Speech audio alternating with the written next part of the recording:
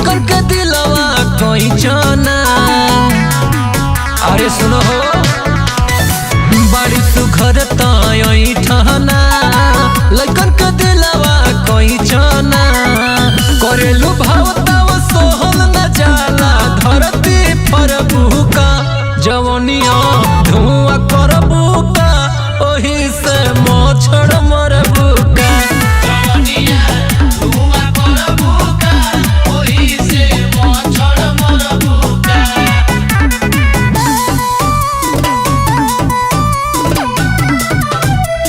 Music by Sangam.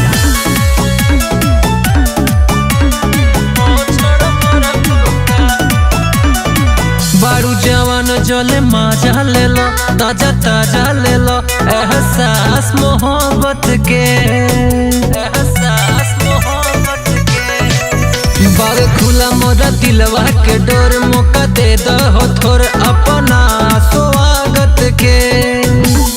मचल मचल के रह जत मनवा जियरवा डोह बुका, जवनिया धुआं कर बुका, ओही से मोछड़ मर बुका।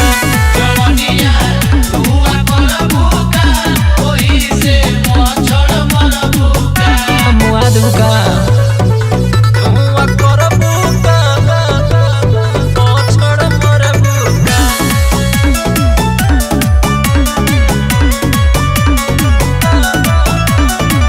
इहे उम्र खाए खेले के हो, नदी हेले के हो, ओह पार जवानी के, ओह पार जवानी के।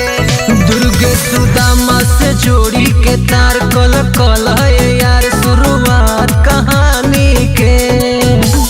ले लू ना लोड लगे दिलवा को चोट, तू झूठा चरे बुका, जवनिया धुआं कर बुका, ओही से मोछड़ मर बुका।